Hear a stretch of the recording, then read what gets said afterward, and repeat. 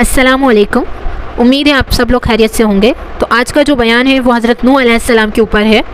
तो ये वाला वाक़या आदम अलैहिस्सलाम से शुरू हुआ है। आदम अलैहिस्सलाम के जो बेटे थे हाबिल और काबिल, तो जो काबिल थे उन्होंने हाबिल का कत्ल कर दिया था। और वो किस बात पर कर दिया था कि उन्हें मोहब्बत थी, एक औरत से उन्हें मोहब्बत थी और वो उसके चलते उन्होंने उनके भाई का कत्ल कर दिया था। वो पहला खून था इंसानी तारीख में, लेकिन वो काफिर नहीं थे, अकीदा उनका ख़राब नहीं था, उनकी अमली गलती थी वो। फिर वक्त बाद बहुत सारे वलीउल्लाह आए, फिर पैगंबर भी आए, शीश अलैहिस्सलाम कहा जाता था उन्हें। अब हुआ ये कि कुछ बुजुर्ग इतने अच्छे आ गए थे, मतलब जो हिदायत देते थे, नूह अलैहिस्सलाम की कौम में ही जो आए थे, बहुत अच्छी हिदायत देते थे, दीन की दावत देते थे वो भी। लेकिन थोड़े अरसे बाद वो दुनिया से चल बसे, इंतकाल हो गया उनका। तो लोगों ने उनकी याद में क्या किया, मुजस्समे बना दिए।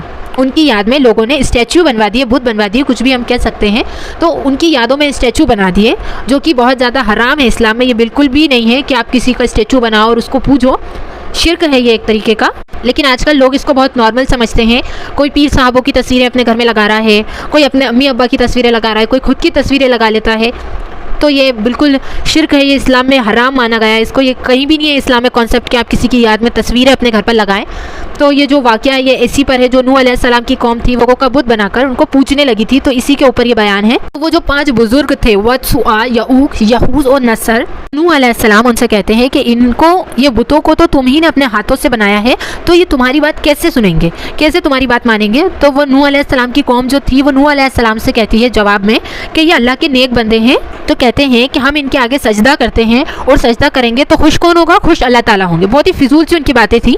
और उल्टा ये भी कहते थे, मतलब 5 जो उन्होंने बुजुर्ग बनाए थे, तो वो बताते भी थे कि ये वाले बुजुर्ग जो हैं ये हमारे रिस्क में बरकती देंगे, ये वाले बुजुर्ग जो हैं ये हमारे कारोबार में ऐसा ऐसा करेंगे। तो वो बहुत फिजूल की बातें थी उनकी। और ये लोग ये भी कहते थे कि हाँ, हमें मालूम है कि अल्लाह करता है सारे काम, बेशक अल्लाह है जो हर चीज़ पर कादिर है। लेकिन दूसरी तरफ ये भी कहते थे कि अल्लाह ने इनको भी इख्तियार दे दिया है, इन 5 बुतों को भी अल्लाह ताला ने इख्तियार दे दिया है, जबकि ऐसा नहीं है। आज भी मुशरिक यही कहता है कि अल्लाह ने इनको दे दिया है काम और ये हमारे काम बनाते हैं, ऐसा। लेकिन अल्लाह ताला ने ना नबी को इख्तियार दिया है, ना पैगंबरों को दिया है, ना फरिश्तों को दिया है। अल्लाह ताला ने किसी को भी इख्तियार नहीं दिया है। यहाँ से ये वाक़या चालू होता है। और यही चीज़, ये बुतों को पूजना, उनके आगे सजदा करना, उनके आगे रोना, उनसे मांगना, यही इब्राहिम अलैहिस्सलाम की कौम भी किया करती थी। कुरान में है ये, अल्लाह ताला फरमाते हैं कि हमने नूह को भेजा उनकी कौम की तरफ हिदायत देने के लिए, दीन के रास्ते पर चलने के लिए। और ये भी बताकर भेजा, जब नूह अलैहिस्सलाम हिदायत देते थे तो वो खुला खुला ये कहते थे कि मैं तुम्हें डराने वाला हूँ अल्लाह के अजाब से, जो कि तुम लोगों के ऊपर आएगा, क्योंकि तुम लोग गलत कर रहे हो। नूह अलैहिस्सलाम की जो कौम थी वो भी नूह अलैहिस्सलाम का कहा ना मानी। और बहुत ही कम लोग थे जो नूह अलैहिस्सलाम के ऊपर ईमान लेकर के आए थे। तो नूह अलैहिस्सलाम उनको खुला खुला डराते थे अजाब से कि बहुत दर्दनाक अजाब होगा, बेशक अल्लाह ताला का अजाब कोई मामूली बात नहीं है। तो वो जो कौम के बड़े बड़े लोग थे, पैसे वाले थे, जो सरदार थे, तो वो नूह अलैहिस्सलाम से कहते हैं कि तुम तो हमारी ही तरह आम इंसान हो। क्योंकि जो नबी हुआ करते थे वो कोई हाई फाई लाइफ नहीं जिया करते थे, वो बहुत ही सिंपल लाइफ जिया करते थे।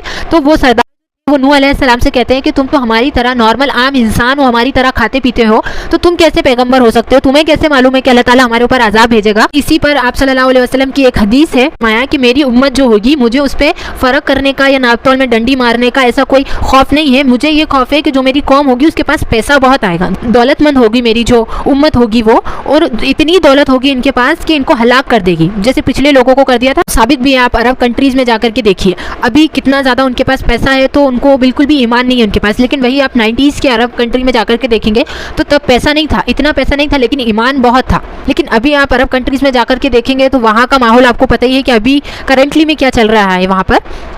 तो अभी जो है अरब कंट्रीज़ के पास बहुत ज़्यादा पैसा आ गया है, लेकिन ये पैसा भी उन्हें कम लगता है। अभी उनको और पैसा कमाने की लालच है। तो वही है कि जिसके पास पैसा आ जाता है ना, तो जब पैसा आ जाता है तो दीन को संभालना बहुत ज़्यादा मुश्किल हो जाता है। तो अब जो नूह अलैहिस्सलाम के कौम के सरदार थे, मतलब जो अमीर वाले लोग थे, पैसे वाले लोग थे, तो वो नूह अलैहिस्सलाम से कहते हैं कि आप, पहली चीज़ तो उन्होंने ये कही कि आप हमारी तरह आम इंसान हो, और दूसरी चीज़ उन्होंने नूह अलैहिस्सलाम से ये कही कि आपको जो फॉलो करते हैं, जो आपके ईमान लाने वाले हैं, वो तो गरीब हैं आपकी तरह। एक बात ये आ जाती है वहाँ पर कि जब गरीबों को जब कोई इंपॉर्टेंस नहीं देता है, फिर कोई इंपॉर्टेंस देने लगता है, आप इनको इंपॉर्टेंस दे रहे हैं, इसकी वजह से ये आपकी तरफ जा रहे हैं। इनके अंदर कोई ईमान नहीं है। उनका ये था सरदारों का कि हम कैसे आपकी मजलिस में बैठ सकते हैं, आपकी मजलिस में बैठने वाले लोग तो सारे ही गरीब हैं, हम कैसे उनके साथ बैठ सकते हैं। तो है ना, तो इंसान के पास तकब्बुर आ ही जाता है। फिर वो सोचता है कि मैं इन लोगों के पास क्यों बैठूं, मेरे पास तो पैसा है, मैं तो अच्छे लोगों के साथ बैठूंगा, मैं गरीबों के साथ क्यों बैठूं। और इस्लाम में अमीर गरीब का कोई कॉन्सेप्ट नहीं है। आप जाएंगे, आप हिंदुओं में जाकर के देखेंगे तो वहाँ मोस्टली ये होता है जब वो मंदिर में जाते हैं तो वो गरीब लोगों से पैसे लेते हैं और जो अमीर लोग होते हैं उनको वो VIP पास दे देते हैं और वो अंदर चले जाते हैं। लेकिन यही आप मस्जिद में जाकर के देखेंगे तो एक अगर सफ़ लगी हुई है मस्जिद में तो आपको ये नहीं दिखेगा कि एक गरीब है तो एक अमीर है, एक ज़्यादा मालदार है, एक एडवोकेट है, एक डॉक्टर, ऐसा नहीं होगा। एक ही लाइन में सब खड़े हुए मिलेंगे। एक ऑटो चलाने वाला भी मिलेगा, एक आपको फ़कीर भी मिल जाएगा, एक आपको आला खानदान का भी मिल जाएगा, एक आपको हाफिज़ भी मिल जाएगा।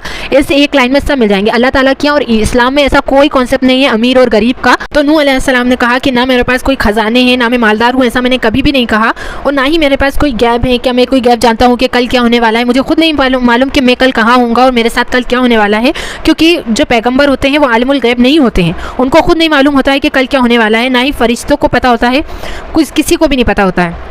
तो नूह अलैहिस्सलाम ने उन लोगों से यही कहा कि मैं बशर हूँ, मतलब तुम लोगों की तरह आम इंसान हूँ, खाता पीता हूँ, रात को सोता हूँ, मुझे भी नहीं पता है कि कल मेरे साथ क्या हो जाएगा। तो नूह अलैहिस्सलाम ने 950 साल तक दीन की दावत दी थी उनकी कौम को, और उनकी कौम नहीं मानती थी। नूह अलैहिस्सलाम उनको मना करते थे कि इन बुतों को मत पूछो, क्योंकि वो जो बुत थे वो अपने हाथों से उन बुतों को बनाते थे, सिर्फ उनकी याद में बनाते थे और अपने हाथों से बनाते थे, और फिर उन्हीं को ही पूछते थे, उनके सामने रोते थे। नूह अलैहिस्सलाम उनको समझाते रहे कि ये शिर्क को छोड़ दो, अल्लाह की तरफ आओ, दीन की हिदायत उनको देते रहे। तो 950 साल उनको हो चुके थे। तो फिर कौम नूह अलैहिस्सलाम से कहती है कि चल लाओ अब तुम्हारा अजाब ला दो, इतने साल हो गए और अब हम तो नहीं सुधरने वाले हैं, अब तुम अपना अजाब लेकर के आ जाओ, जिसके बारे में तुम हमसे कहते थे कि अल्लाह ताला अजाब लाएगा और बहुत दर्दनाक अजाब होगा। तो नूह अलैहिस्सलाम उनसे कहते हैं कि बेशक मेरा अल्लाह अजाब लेकर के आएगा, लेकिन मेरे ऊपर नहीं है, जब मेरा अल्लाह चाहेगा जब अजाब होगा, मुझे तो सिर्फ दीन की दावत देने के लिए भेजा गया है। नूह अलैहिस्सलाम को भी नहीं पता था कि कौन किस वक्त ईमान लेकर के आ जाएगा। कोई 500 साल में लेकर के आया, कोई 600 साल में लेकर के आया, कोई 700 साल में लेकर के आया। ऐसे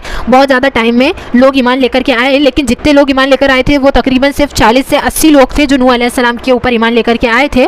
और फिर जब बुराइयां हद से ज़्यादा बढ़ गई थी और लोग एक दूसरे को सताने पर आ गए थे, जुल्म करते थे, एक दूसरे को मारा करते थे, और बहुत ही बुराइयां उनकी कौम में जब आ गई थी नूह अलैहिस्सलाम की कौम में, नूह अलैहिस्सलाम ने उनको हिदायत दी, उनको समझाया कि ये बुतों को मत पूजो, उनको बहुत टोका भी, उनको अच्छी बातें भी बताई इस्लाम की।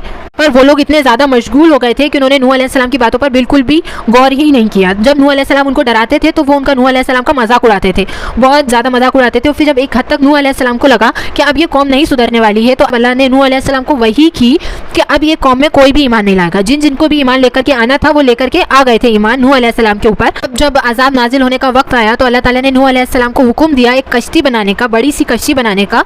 तो जब बड़ी सी कश्ती बनाने का अल्लाह ताला ने हुक्म दे दिया तो नूह अलैहिस्सलाम से अल्लाह ताला ने यह भी कह दिया कि अब तुम मुझसे किसी की मगफरत तलब मत करना, अब इस कौम पर अजाब नाजिल होगा जिसका मैं कहता था।